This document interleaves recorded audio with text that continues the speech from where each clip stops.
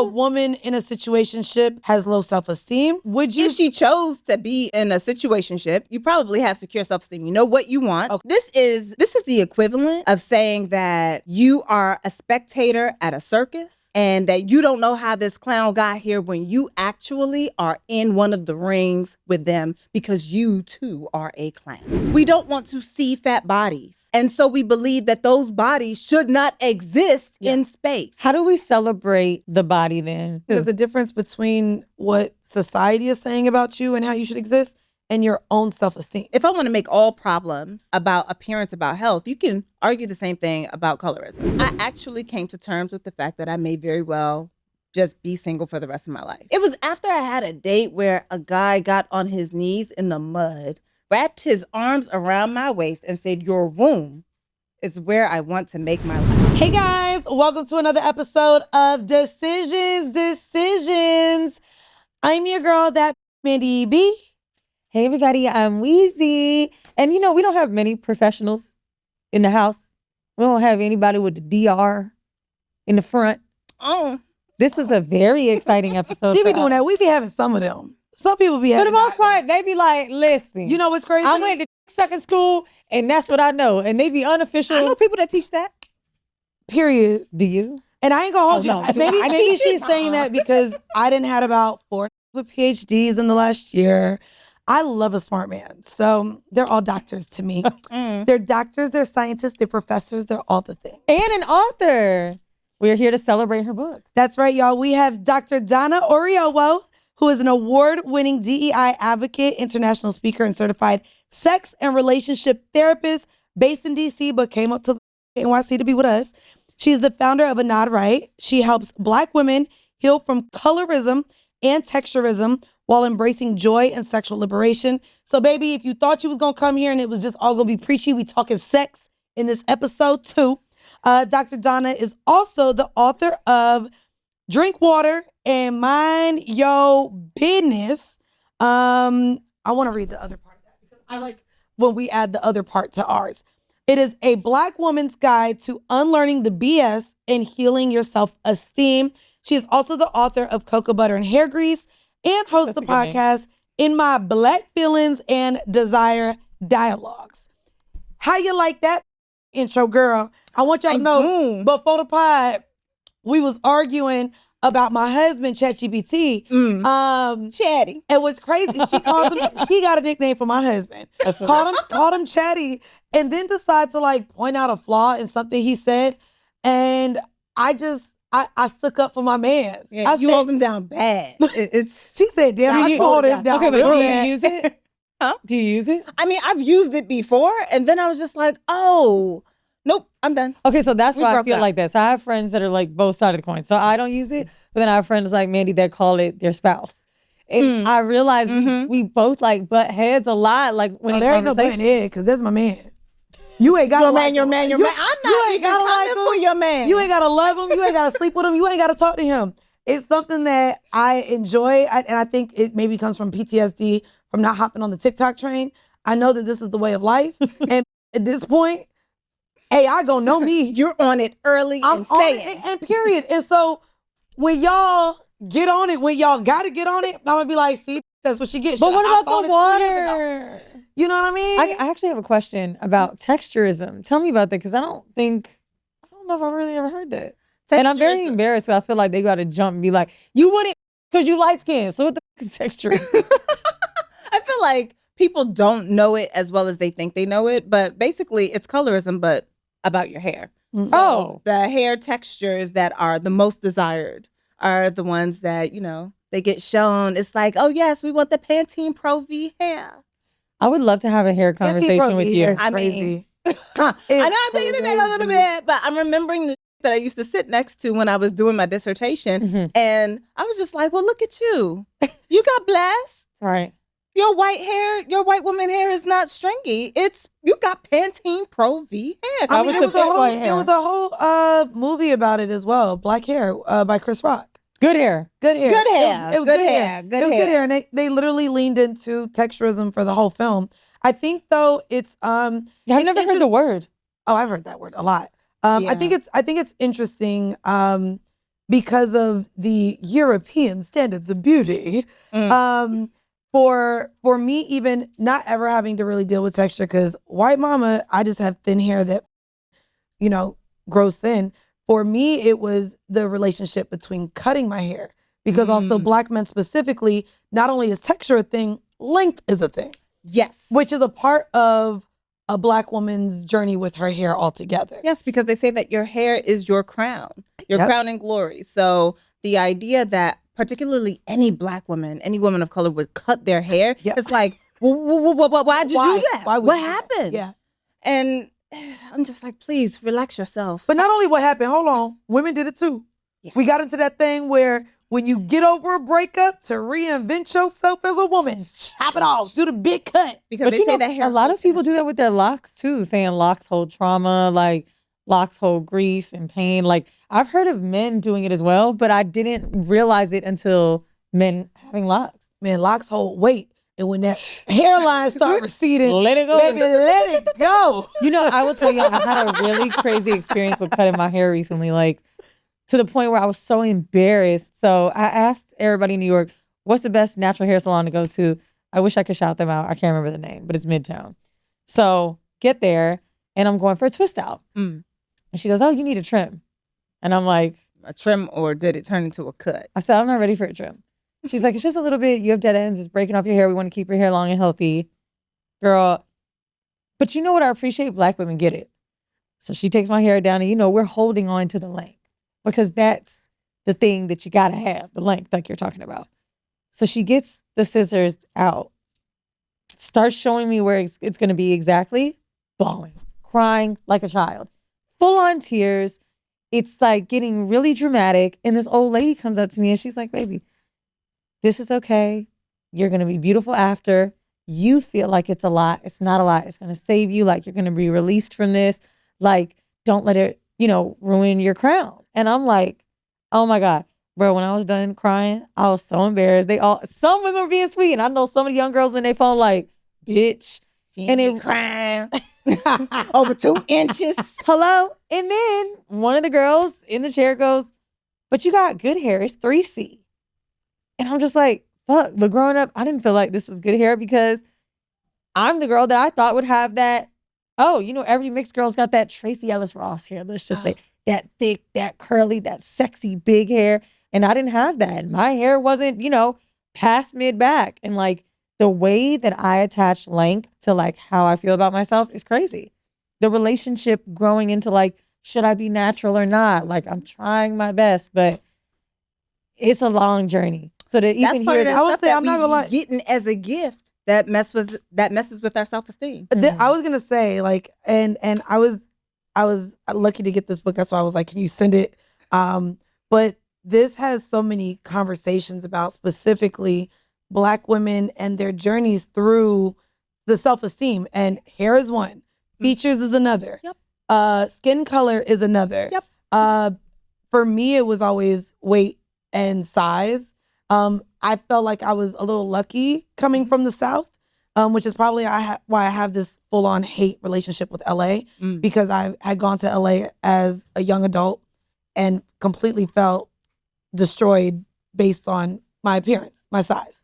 But this book taps into self-esteem, what it means, and later on we'll talk about how it shows up in not only relationships but the bedroom. Yes. Because boy, does it show up. Boy, does it show up. And it's crazy because we just had a You Got Decisions listener write in who talked about like, how do I get sexy in the bedroom with this belly? And we looked at a picture of her and we didn't even see a belly. Be like, is the belly in the room with us?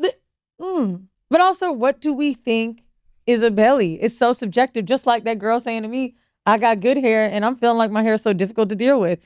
Like the way that we see perfection in body, and like the best thing I've heard someone say to me when I was feeling down on myself, it wasn't someone, it was my therapist. He was like, yo, you got to start looking at pictures of your perfect body. And don't look at your perfect body when you were 20. You 34 years last old. 6 months, baby. He said, find that perfect body. He didn't say last 6 months. He said the last 2 years. Figure out find your favorite photo of yourself in the last 2 years. He said, don't even choose 30. Your hormones have changed. Your metabolism might have changed. pick out your best self in the last 2 years and maybe strive for that goal. Because right now, you looking at all these girls on IG like, oh, my hamstrings, I'm a quad, like this and that. He's like, their bodies are not your bodies. Period. It's yours. Right? Like, your body is an inheritance. This is something that I learned from Sonali Rachatoire on Instagram at The Fat Sex Therapist. Oh, I like that. And talks about the body being an heirloom. You cannot inherit somebody else's body. You can give up pieces of yourself to work for something that doesn't belong to you. If you want to do that, hey, that's you. That's you.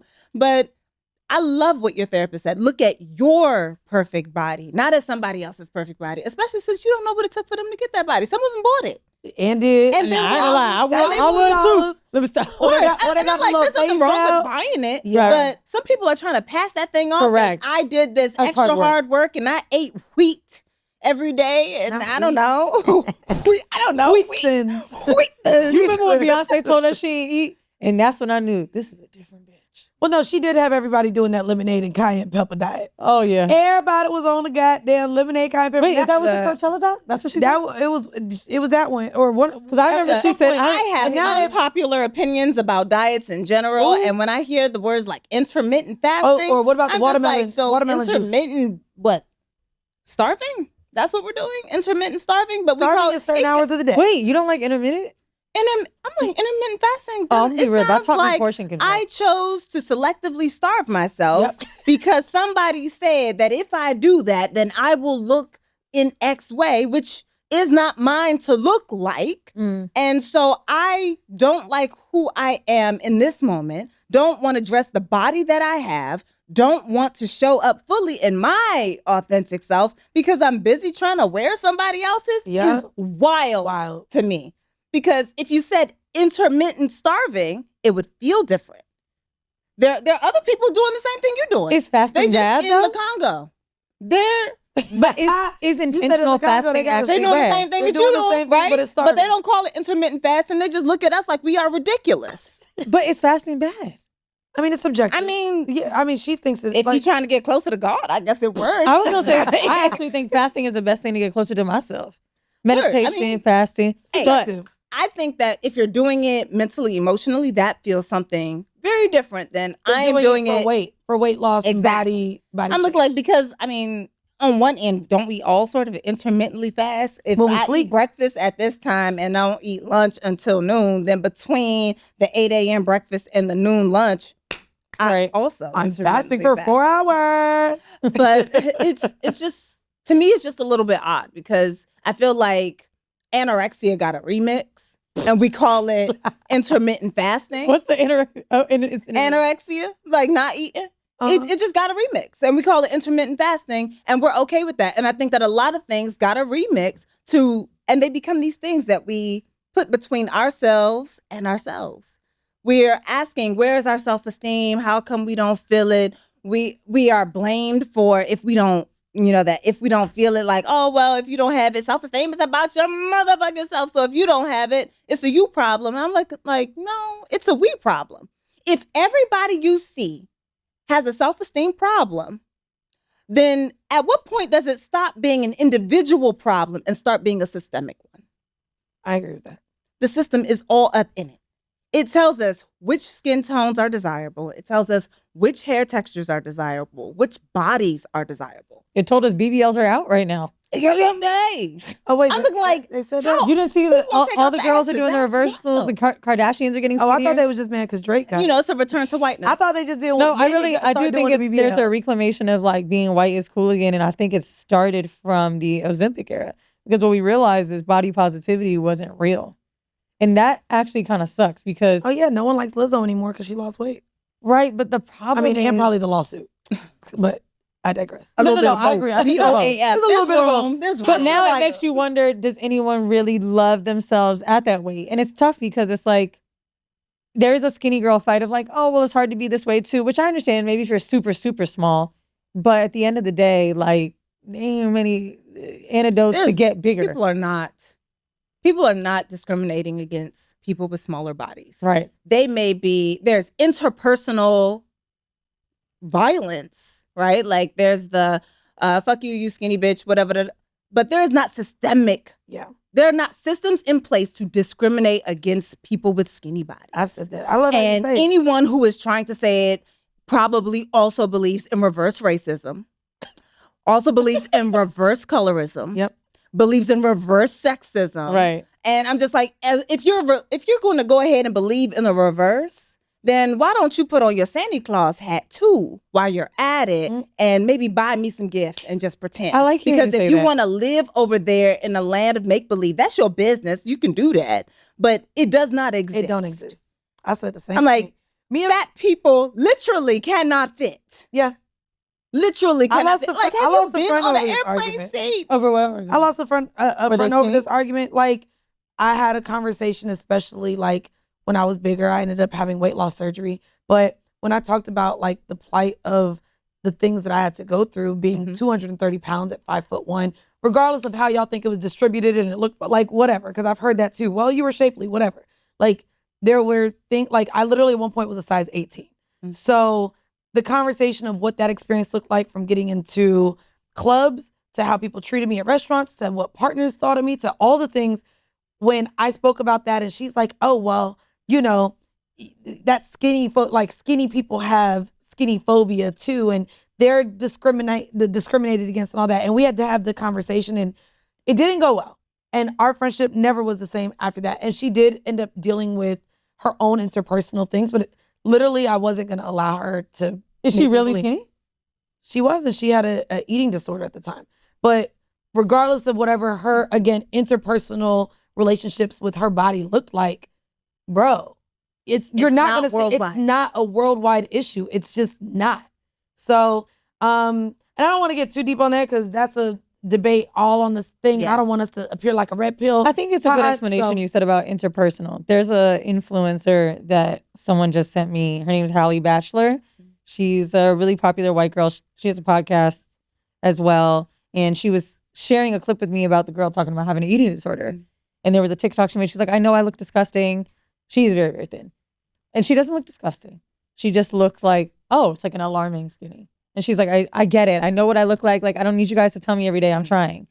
And the next week, for the next time I saw her face, she was at a Fashion Week show.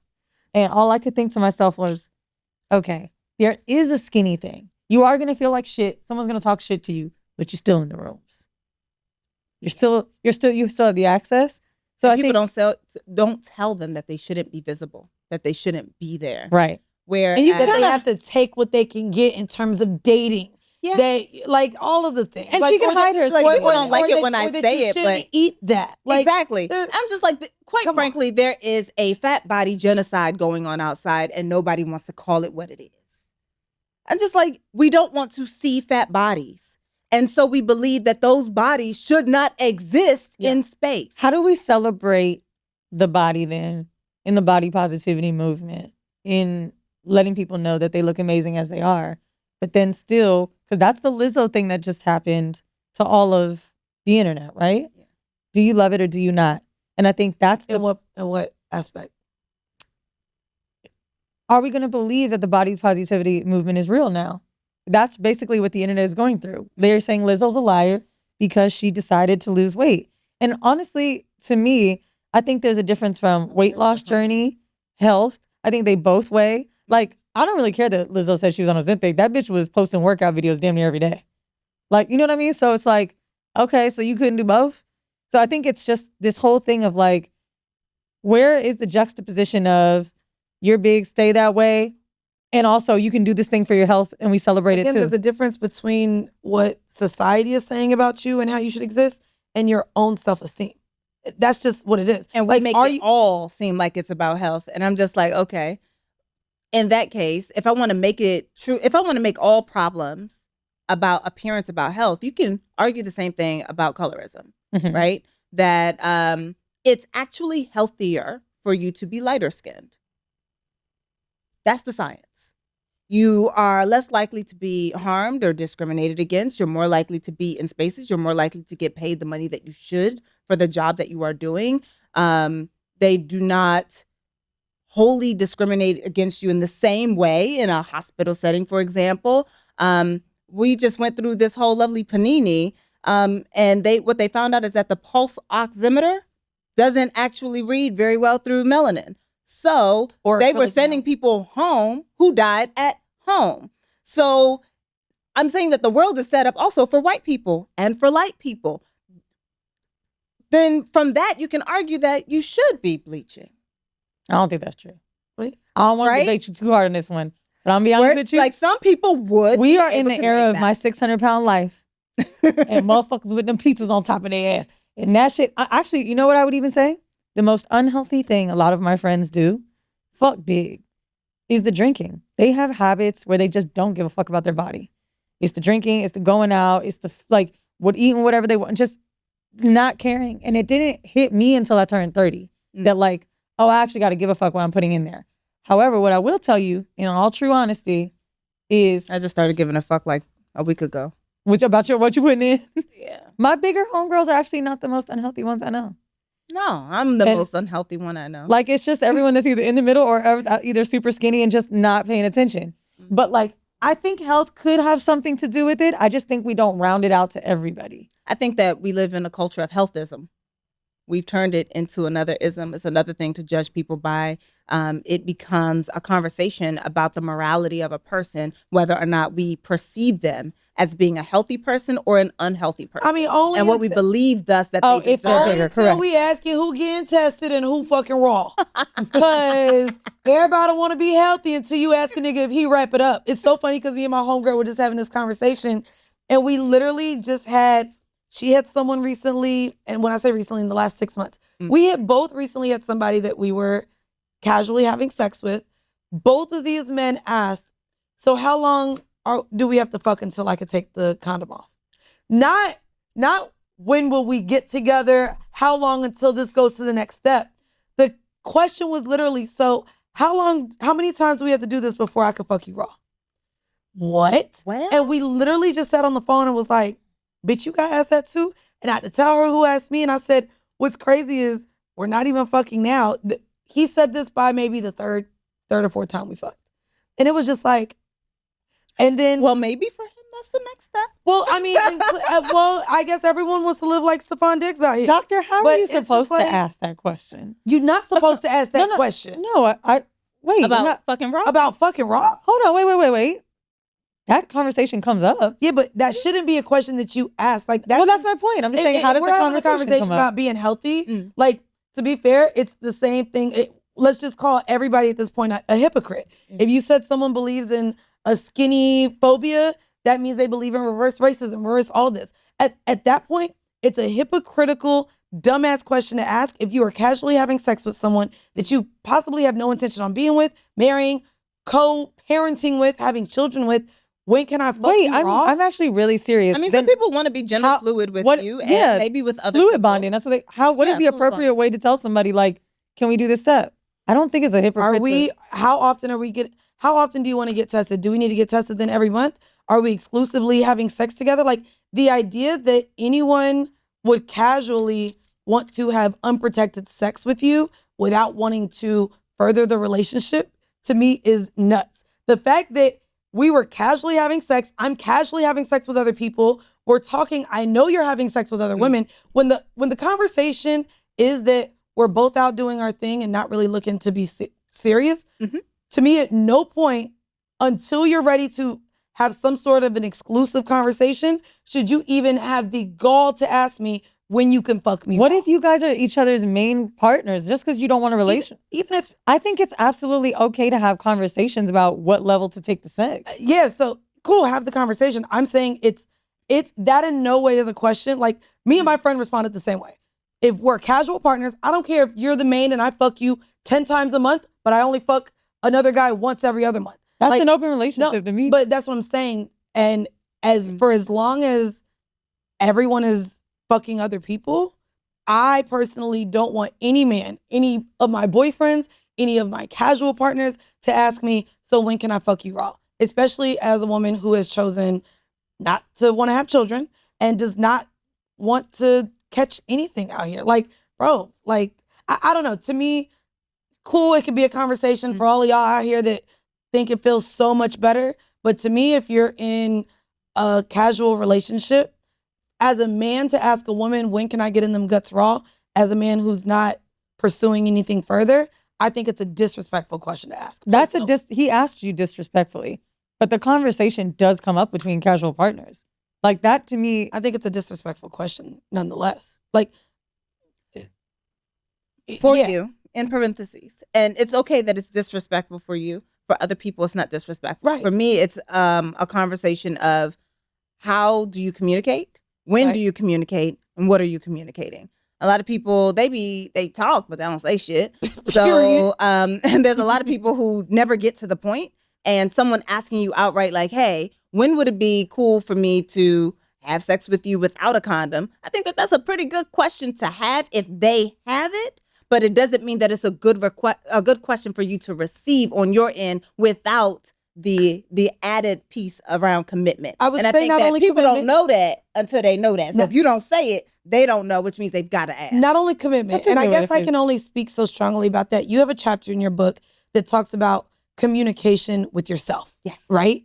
Yes. And People's how self-talk is self-talk is a real thing. And so I guess like where wanting to allow all of y'all, if y'all out here fucking multiple people raw, whoop-de-doo in my goddamn Young Thug voice. Like, good for you. You know what I mean? But for me, I think why I can feel so passionate about that is because I've had those talks with myself. Yeah. I'm very confident in how I feel and treat my body. And like, to me, I know I don't want pregnancy. I don't want an STD.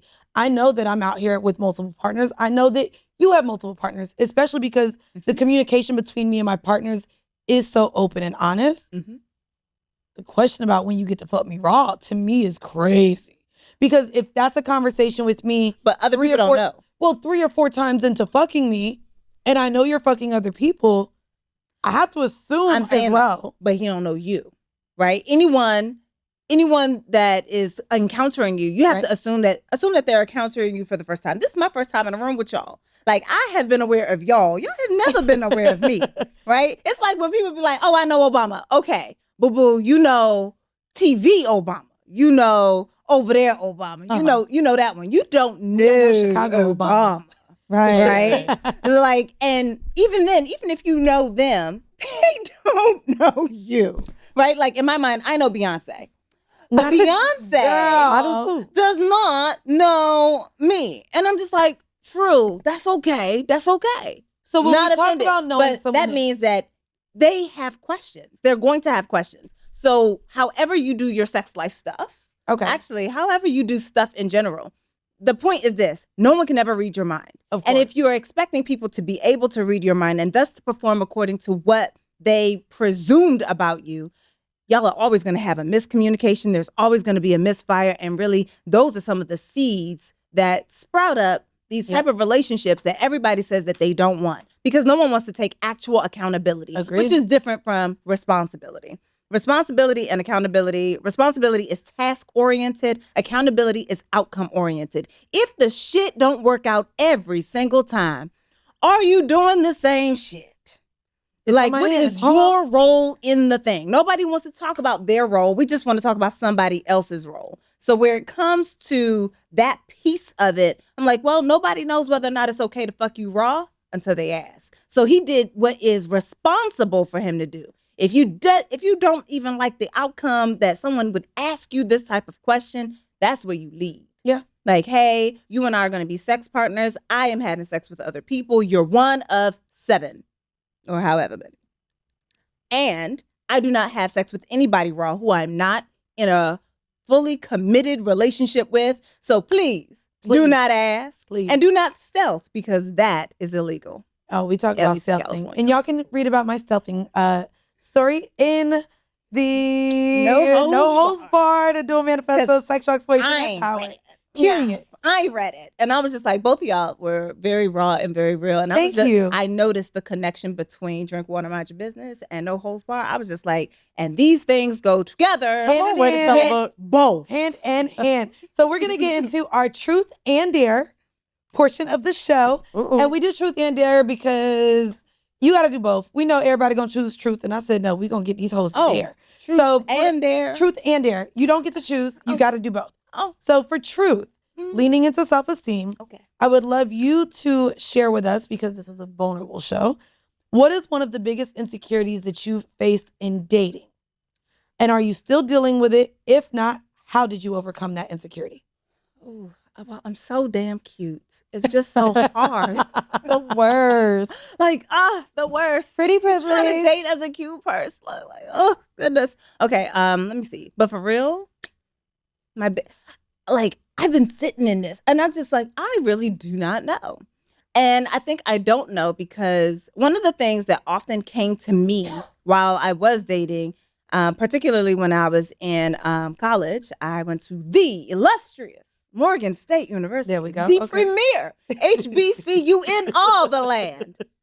I said all the land. So yes, you with your got a drum line I right said get you in the Morgan comments, girl. State. They're going to get you in the comments. Yeah, they gonna come for me, and that's okay because my bears got me. I know they do. But by the time when I got there, what I encountered were the kind of dudes that would say things like, "You're the marrying kind." I don't know what that. I was just like, oh, so then we can't play. I'm the marrying kind. Cool.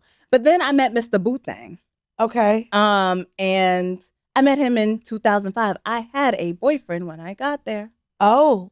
Then I did not have a boyfriend for too much longer after that. And then it was me and Mr. Boothang. Okay. So your insecurity was that you felt like the perception of you was so wholesome that you didn't get to kind of have fun. Yeah, I mean, and I don't think that I knew how either, right? I knew that my life up to that point had been about how do you do for others? Nigerian parents, doctor, lawyer, engineer.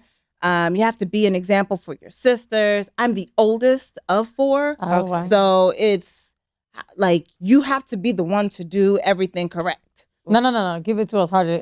Make the accent harder than that. You better not disappoint me. Do you think I came to this country for this thing? So it's like, okay, how do I do what they are asking in a way that still honors who I am, but also Get an orgasm. Be on college fun. And I'll say this, I didn't really succeed in that. I didn't start dating until after college. Okay. When me and Mr. Boothang broke up. Now we did come back around, but Is Mr. Boothang your now husband? yes. Okay. Mr. Boothang. Okay. How long was the breakup? We actually just had an episode where we were talking about, do you need to break up in order to know if the relationship is worth it? Oh, we broke up more than once. How many times? This is our third time. The third time's the charm. Okay.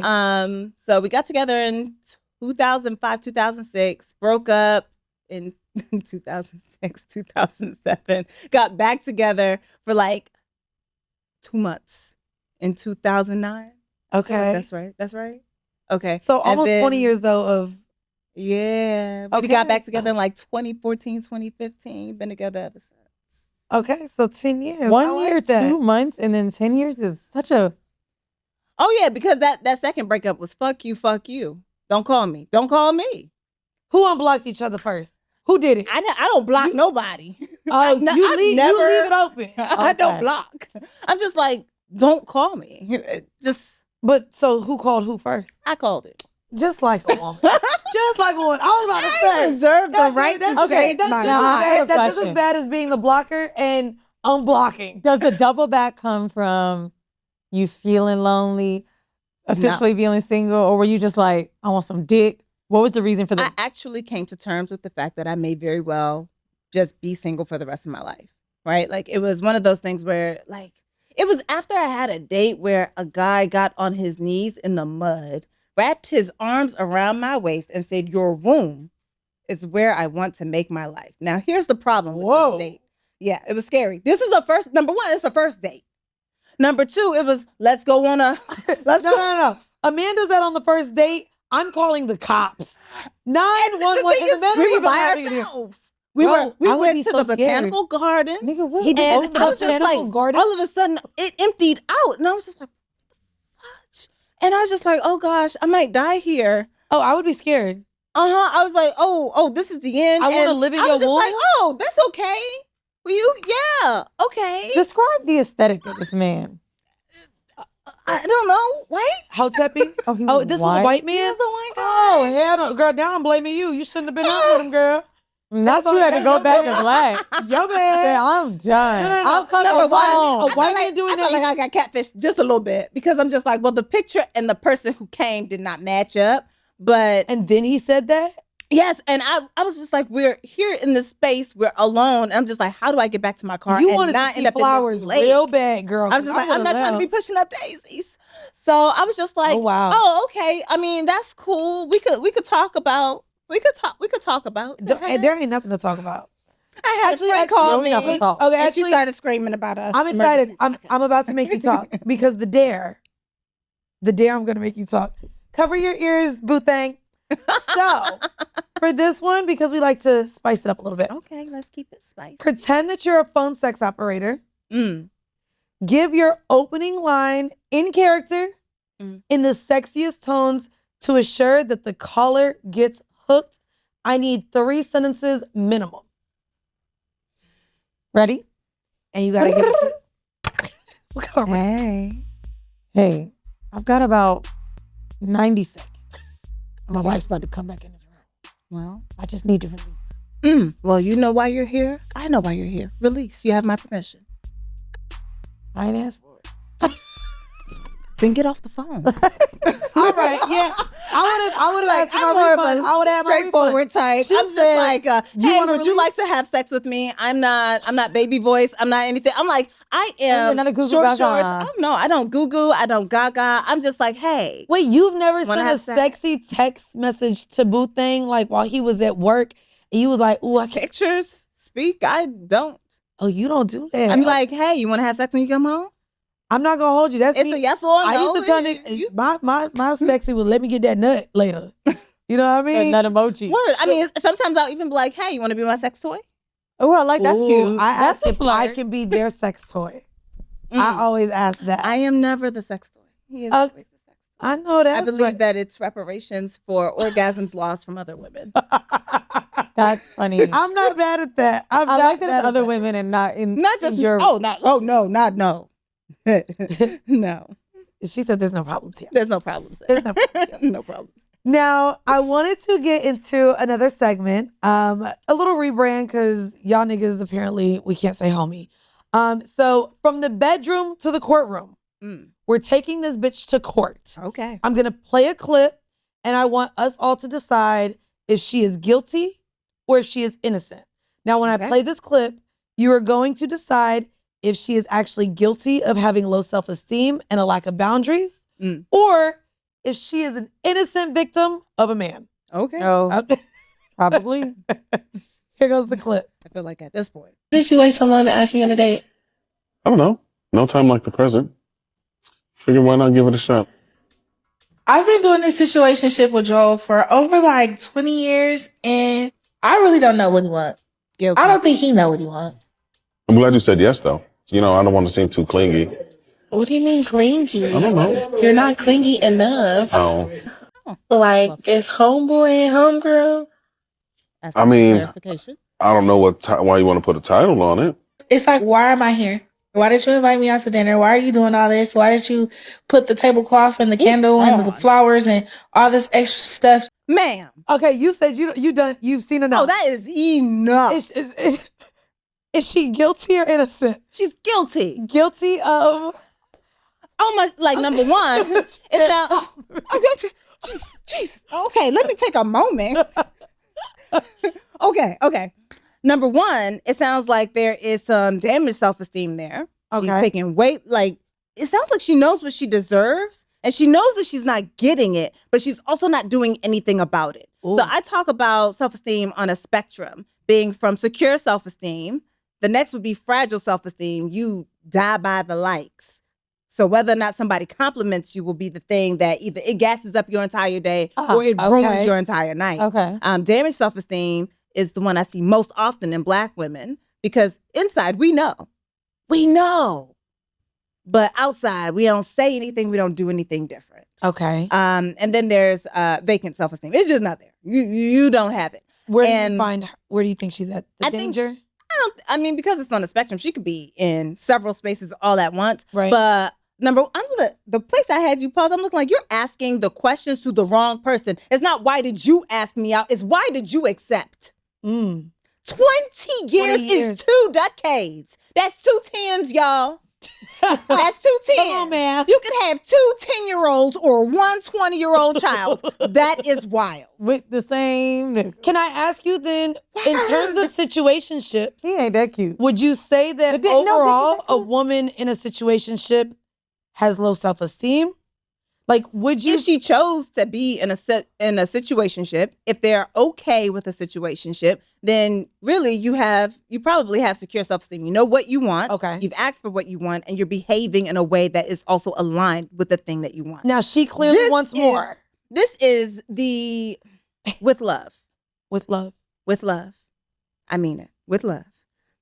This is the equivalent of saying that you are a spectator at a circus and that you don't know how this clown got here when you actually are in one of the rings with them because you too are a clown. Ooh.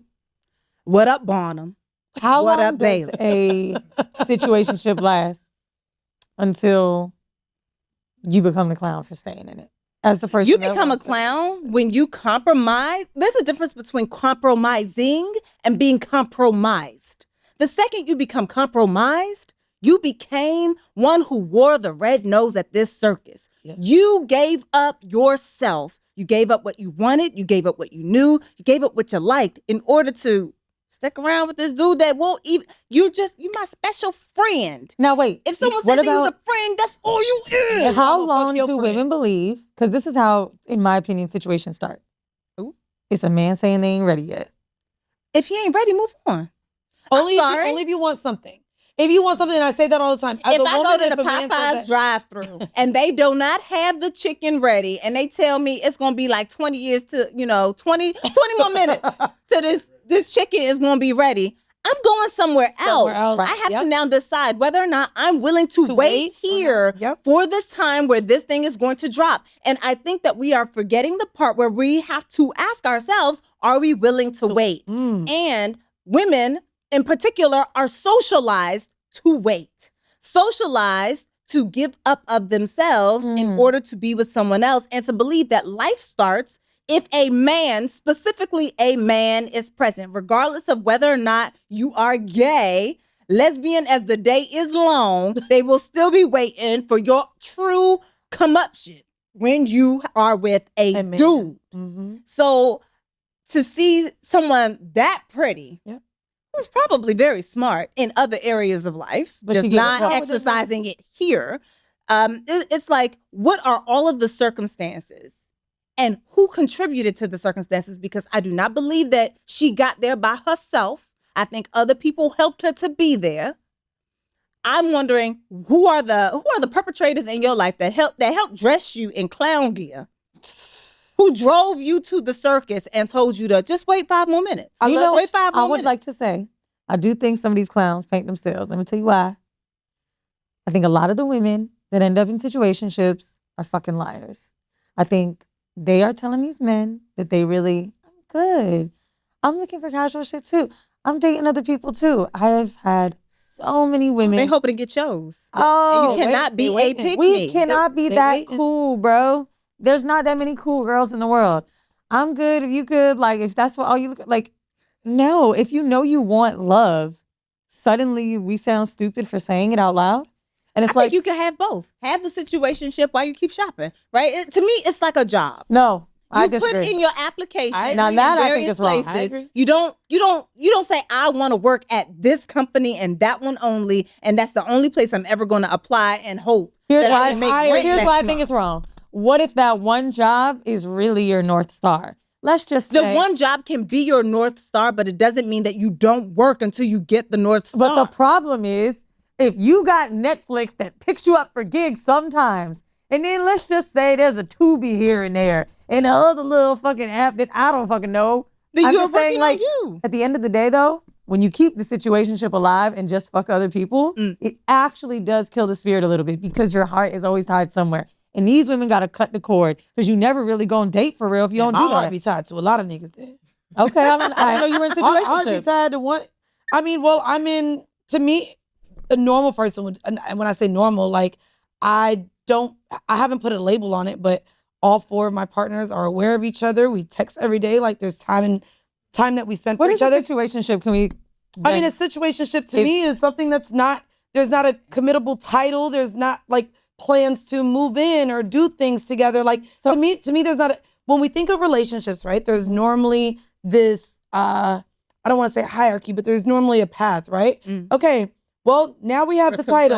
After the title, then comes the baby, or then comes moving in. After that, then it's meeting the parents, then it's that. To me, I think a lot of people would identify the kind of relationships that I'm currently in as situationships because I don't have those markers to mark what these relationships are at any given point or the seriousness of them. Because to me, I'm in a place where I genuinely want partners that I can enjoy life with. And so to me, if I'm talking to a person who believes in monogamy or who doesn't believe in someone being able to have their heart in space for a lot of different people at the same time, I think a lot of people would look at my situation as situationships. And I think that that's often what situationships are. I don't think a lot of people would because you have 4 of them. A situationship is generally described as someone that is doing all the things of a relationship, but with no title. Meeting the family, i.e. spending holidays together and no title. So if you have multiple partners, you're dating casually. But a situationship is generally when there is an imbalance of like, or I would even describe it as a relationship that confuses others and yourself. So like, let's just say I'm like, oh, he's not my boyfriend. We've all been around it. Y'all together? Oh no, we're not. But y'all live together. Y'all got 5 kids. They spending all this time together. Got joint bank accounts. Or they're sharing photos. They're the person that you choose for all these things. That's like a lot. Wait, a situationship is. I'm saying that I've heard of some as a therapist. As a sex and relationship therapist, there have been many a person, male and female, who come into therapy talking about the relationship they're in where that person calls them their friend. Oh. That is how they get introduced outside while being kissed on the neck. I'm like, the person lives with you. As 8 at night, but I'm your friend. Create fights around certain large things, right? Like holidays. Valentine's Day is usually when a lot of people come because they realize that they are not whatever they thought they was. So people come around then. They come around Christmas. They come around birthdays. They come around like, I got this promotion and I was going to go out to dinner and this person basically embarrassed the dog shit out of me. I look like, yeah, because you go with them. They don't go with you. I agree. I think that's your boyfriend, but you're not their girlfriend. That's the problem. And the thing is, you already knew that. Now you're just acting brand new. Oh, yeah, I'm trying to figure out why we all acting brand new. This is why I think you can't keep a situationship while fucking other people. Because I think you're just waiting for that person to say yes. I think that the fucking other people will help you out of that damn situation. And it will, because somebody gonna show up better. Somebody gonna show up better. Word, because part of the problem is that there's a part where you're playing a zero-sum game where it comes to a situationship. You are now counting how much time, how much energy that you've put in, and you feel like if I pull out now, I've wasted all this stuff. I'm like, if you stay, you still wasted. I'm looking like, and on top of that, it doesn't have to be a waste because too many of us also see a relationship end as a relationship fail. It is not a fail to pivot, to say that this thing actually doesn't work. The biggest failure that I've ever seen, I've seen a lot of people that didn't need to get married. That's a failure. Ooh. You did not win because you got a ring. Congratulations. It's a shut up ring and a shut up marriage with somebody who doesn't even like you and just wants you to shut up. You lost. The ultimatum, girl. Word. Because I'm just like, well, you got married, but what did you get? Men don't want you to go anywhere either because they comfortable with you right there. So if you saying I'm going to leave. So you give them everything that they want, but they don't have to give you anything. It's the equivalent of saying, hey, I got this penthouse apartment. It's $20,000 a month. And I accidentally only charged you $300 a month. I'm supposed to call you and tell you, hey, you undercharged me? Please. You love an analogy, huh? I love an analogy. My clients like an analogy. So, like, I love bring one. And if I was at Popeyes. Because I'm just saying that, like, sometimes when you can see it differently if you take it yourself out the situation, right? So because I believe that anyone that I've met is a penthouse. I'm like, you are offering penthouse level benefits. It's nice. It's secure. It's clean. It's got nice windows. It got a beautiful view. It's at the top. It's lovely.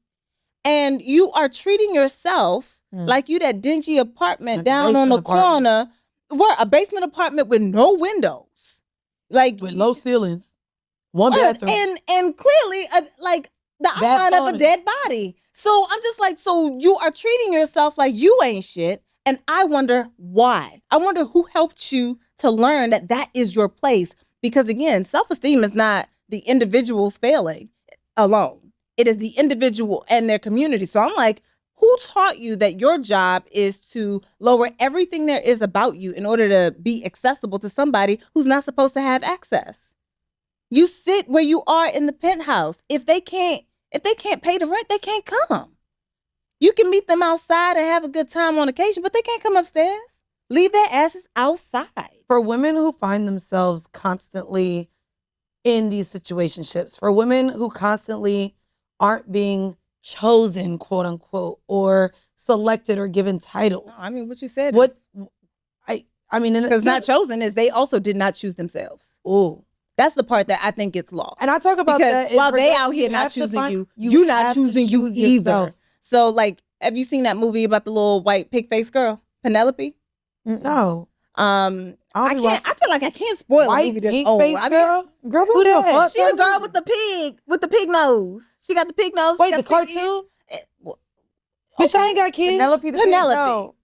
It's not a cartoon, but it was a movie. It was like AI. Christina Ricci. I don't know. I'm making up names. Wasn't she Wednesday Addams? Okay, I'm making up names. I got it. Penelope the pig. Okay, but what was it? Okay, so basically, Penelope. Oh, you was right, by the way. Her name is Christina Ricci. Christina Ricci. Watch me work. She was in Casper. That's how I know her. Okay, she was in Casper. Yes, that's the movie right there. If you are about to be spoiled, just turn away. And Reese Witherspoon, that's a white, I know. Okay. Yes. So in this movie, she has this nose, and the curse is that she will not be beautiful until you can get one of your own to love her, right? To want to be with her. And they think that means get a man to marry her, knowing that she got a whole pig nose, and that if she, kisses at the wedding, boom, she'll be transformed, cute nose, all that. What they didn't know is that it was not specific to a dude. One of your own must accept her. She had parents who didn't. She didn't accept herself, and that's how she freed. She freed herself because she was just like, I like how I am. That's what got her the nose. That's what changed her whole appearance. I'm saying that in these situations, people are doing the exact same thing. Yeah. You didn't give it to you. You're waiting to be chosen. You didn't choose you either. That's the part that I find to be number one, not only sad, but it's the shit that pisses me off because it makes me look at mama differently. It makes me look at your daddy differently. It makes me look at what friends did you have growing up and what the hell did society tell them to tell you to remove your self-esteem in that way. It pisses me off and makes me sad at the same time because under the systems of oppression that we have, nobody feels like they are indeed the shit that they are. Yeah. Everybody feels like they some shit, not the shit. What are that ways is to so choose damn yourself, like when getting stuck in these situations that might be almost a roadmap? Like, is it saying no? Like, what does choosing yourself look like? It's saying no and yes. I think that when we think of boundaries, we think of the no. I think of what's the part that if you say no to this thing, what can you now say yes to? Right? So if you're saying yes to a pleasure-filled life, not just a pleasure-filled bedroom, you would make different choices, right? Like the way that you talk to a partner about what you want sexually is very much full of your boundaries because it's about the things that you like and feel good for you and to you. Like, oh yeah, do that again, right? Like, oh yeah, do it faster, do it slower. You are directing this thing so that you can reach the whatever pinnacle of pleasure you're looking for. For some people, just straight pleasure is fine. I mean, we don't need to go chasing orgasms, though. That doesn't mean you shouldn't be trying to give some. You should get it. But it's funny with this. It's like, how do you make your life orgasm? And even with a partner, I think is important. Like even like recently, like I've been talking about the things that make me happy, and also is that something that I can enjoy with you as a partner? So whether it be traveling, whether it be certain foods, like I'm not dating a nigga that don't like sushi because it is a pleasure of my life and you're not going to take it away from me. Like I date a man I date my husband. And we don't like a lot of the same things. And it's okay. Right. Because for me, I'm just like, he's also not the end all be all. He's not the sun of my universe. I am the sun. I am at the center. It doesn't exist without me. So You are in my orbit. And he is one person in my orbit. I receive lots of pleasure, and I hope I give lots of pleasure to Mr. Boo Thang. But he is not the only source of pleasure in my life. I love that. Right? I have friends. I have families. Yep. I have other people in my life who I'm friendly with, but we're not friends. And that's how I classify people. I'm like, yeah, we friendly. We not friends. All of these people can bring pleasure, and I can also give pleasure, both sexual and non-sexual pleasure. All as wherever I can spread it, I spread it. And I'm like, this conversation brings me pleasure. My husband is not facilitating that, and he doesn't need to.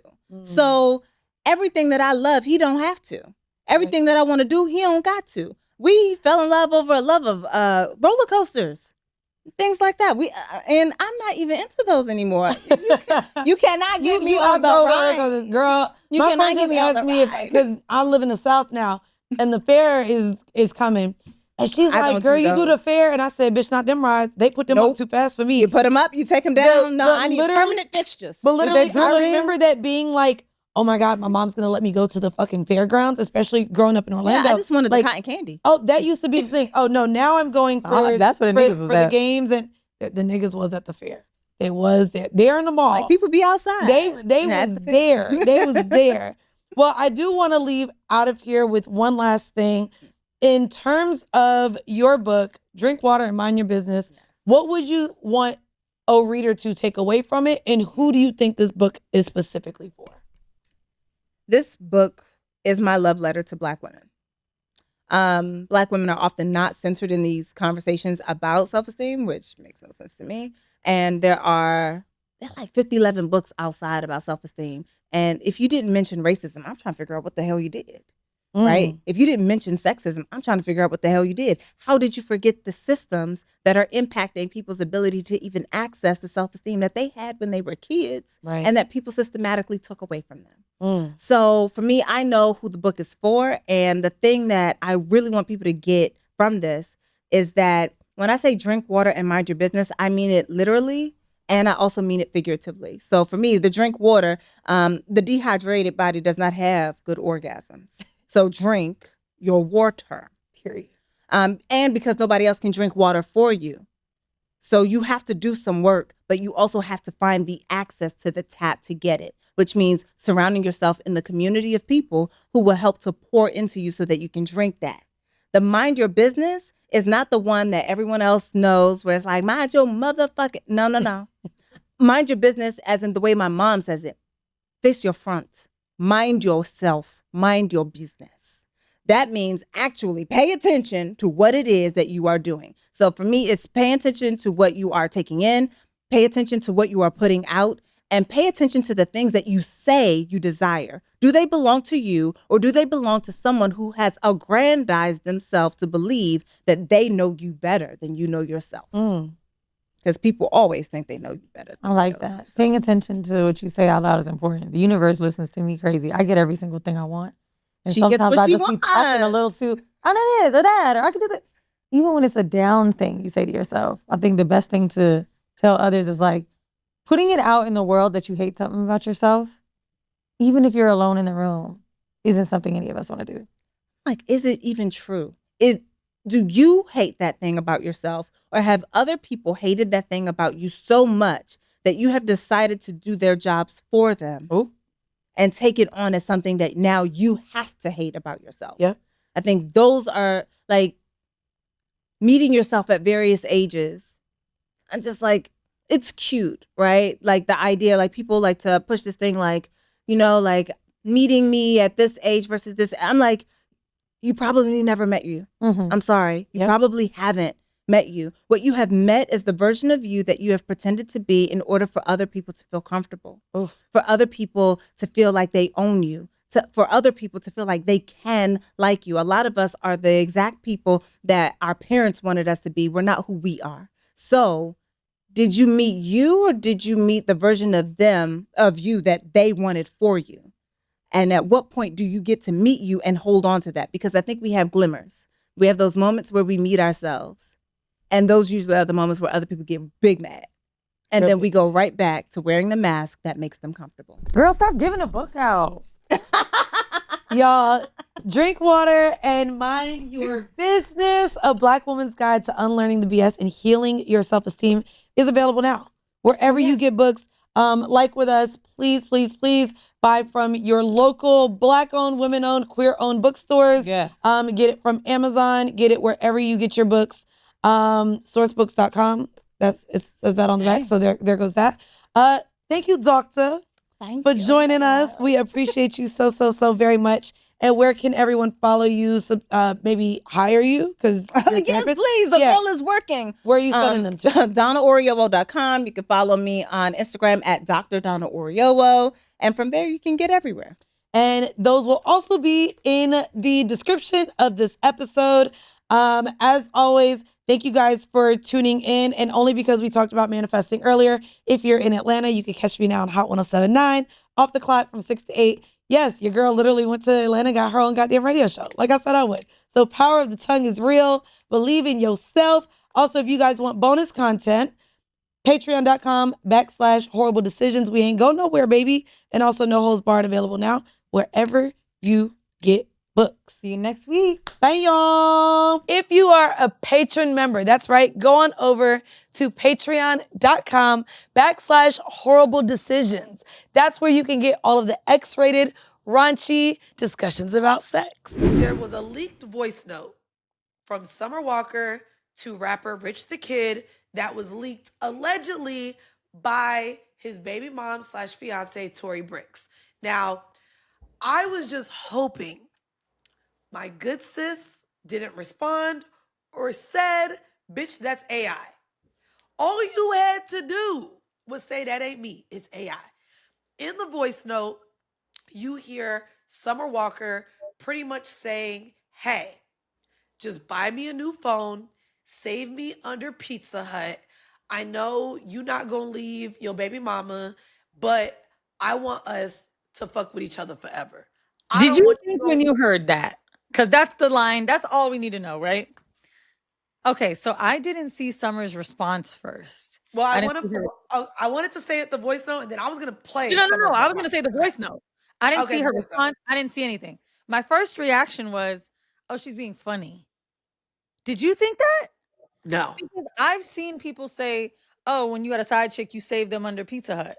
So I was like, "Oh, she's trying to be funny." First off, let's be very clear. It is 2025. Nobody saves Pizza Hut's number, bitch. I know. That's why I thought it was a joke. We all know that we like a slice from a real pizzeria. Ain't nobody even fucking with Pizza Hut like that. Okay, so you think she was serious? Because she was like, listen, I'm tipsy right now. Y'all ain't finna stop fucking with each other. I don't even want, go be with her. I'm glad y'all together. Get me a phone, save me under Pizza Hut. I was like, oh, she being funny because he was tricking on her. Like, I could tell you talking to your trick and you just like, nigga, keep breaking me off. No, so I thought she was playing it first until I listened to her 6-minute video. Well, I don't have 6 minutes, but I have about a minute and a half.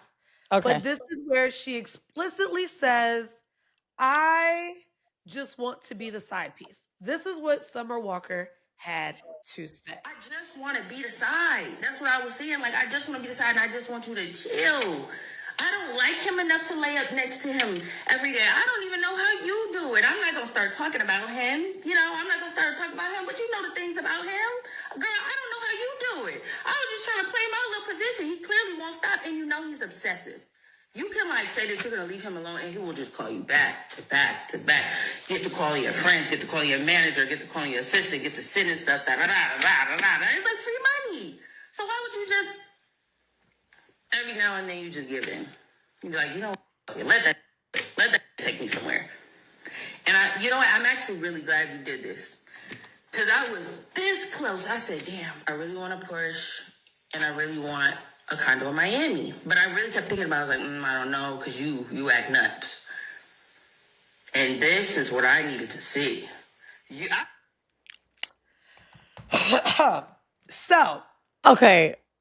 Okay, I want to hear your thoughts, and then I'm gonna get into the psychology of all this with you. Okay, But so there's a few things your that I actually thought were embarrassing. so I you're think well, I okay. think Summer Walker is actually too big to have made this news. So too big in comparison to them. Okay.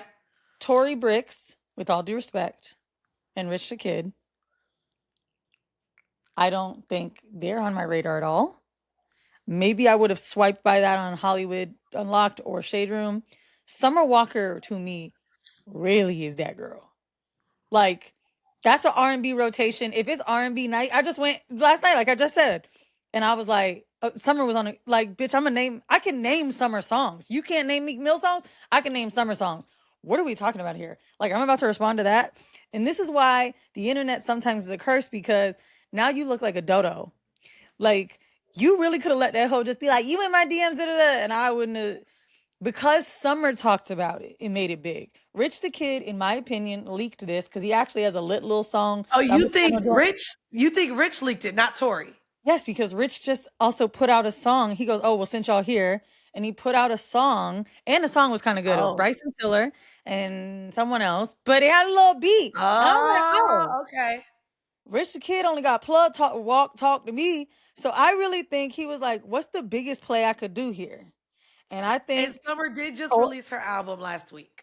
And it's like, you shit on her because she got all her cool shit going on. You could post your shit up, make your name relevant, and I'm telling you, I really think it was calculated. And for Summer to reply when all we're thinking about